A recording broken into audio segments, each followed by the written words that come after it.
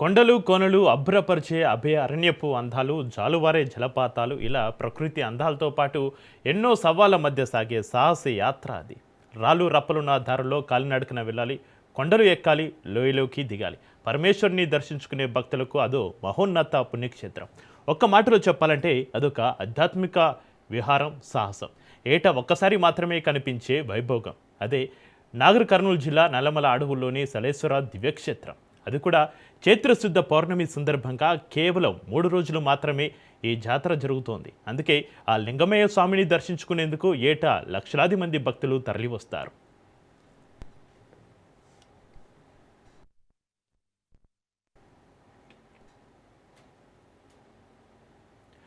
ఇక అక్కడి నుంచి అడవి లోపలికి వాహనాలు అవకాశం లేదు.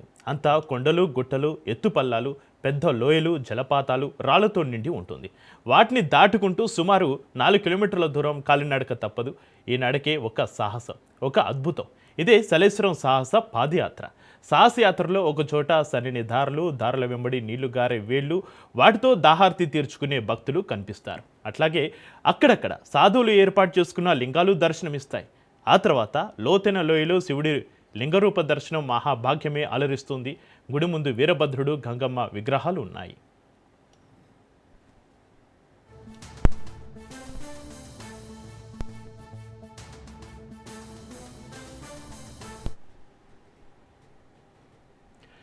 తెలంగాణ అమర్నాథ్ యాత్రగా పిలిచే నల్లమల అడవిలో సలేశ్వరం జాతర వైభవంగా జరిగింది. దీంతో అమ్రాబాద్ మండలం ఆధ్యాత్మిక శోభను సంతరించుకుంది. చివరి రోజు లింగమయ్య దర్శనానికి భక్తులు బారులు తీరారు.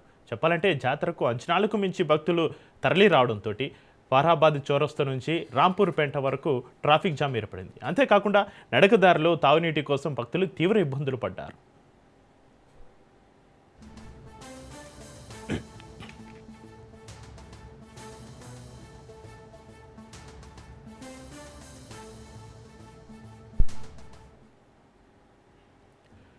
చైత్ర పౌర్ణమి సందర్భంగా 3 రోజుల పాటు ఆదివాసీల ఆధ్వర్యంలో నిర్వహించిన ఈ ఉత్సవాలు ప్రశాంతంగా ముగియడంతో అటవీ పోలీసు అధికారులు ఊపిరి పీల్చుకున్నారు. స్వామి దర్శనానికి వచ్చే భక్తులకు కలెక్టర్ బదావత్ సంతోష్ ఆధ్వర్యంలో అన్ని శాఖల అధికారులు సమన్వయంతో కృషి చేసి భద్రతా చర్యలు చేపట్టారు. 3 రోజుల్లో సుమారు 1.5 లక్షల మంది భక్తులు స్వామివారిని దర్శించారని అధికారులు అంచనా వేస్తున్నారు.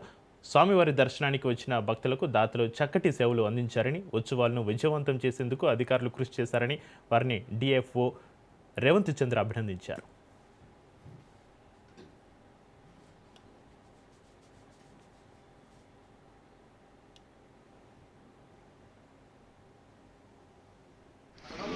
నా పేరు వేణు కుమార్. నేను యాదాద్రి భువనగిరి నారాయణపురం నుంచి వచ్చాను.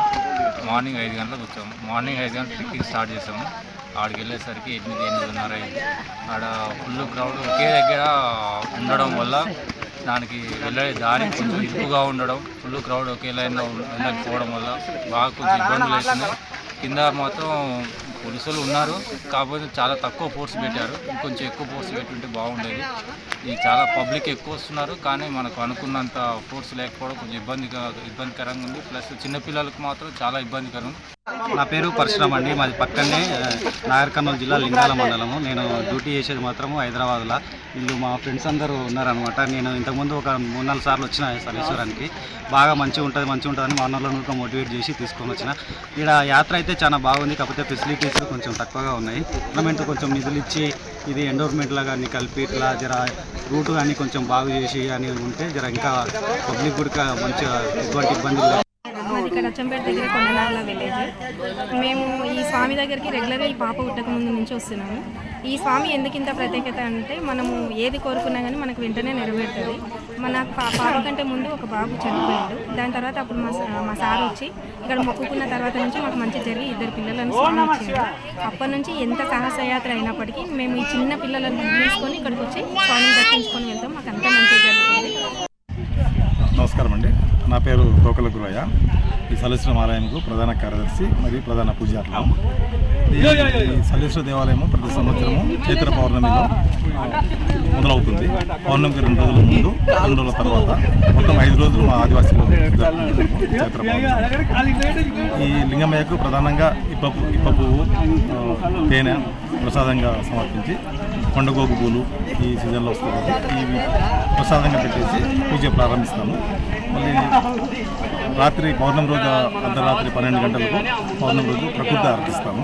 ఎందుకంటే లింగయ్య స్వామి పౌర్ణమి కిరణాలు గుండంలో పడి ఆ కిరణాలు మళ్ళీ లింగం మీద రిఫ్లెక్ట్ అవుతుంది. దర్శనం మంచిగా అయింది మాకు. కాకపోతే కింద కొంచెం లోయ కదా, ఇరుక్కుగా ఉంది. పోలీస్ ఫోర్స్ కూడా జర తక్కువగా ఉండడం వల్ల కొంచెం లైన్ కూడా సరిగా పాటించడం లేదు జనాలు కూడా. దానివల్ల కొంచెం ప్రాబ్లం అవుతుంది. దర్శనానికి కూడా చాలా ఎక్కువ టైం పడుతుంది. కొంచెం దాని మీద ప్రభుత్వం ప్రత్యేక శ్రద్ధ తీసుకొని భక్తులకు ఇబ్బంది కలగకుండా చూసుకుంటే మంచిగా ఉంటుందని. కొరుకులు మంచిగానే ఉన్నది. అంత ఫెసిలిటీస్, వాటర్ కానీ పైన కానీ లైటింగ్ కానీ అంతా మంచిగానే ఉంది. బాగానే ఇంతకుముందుతో పోలిస్తే ఇప్పుడు కొంచెం మెరుగైందని మేము భావిస్తున్నాం.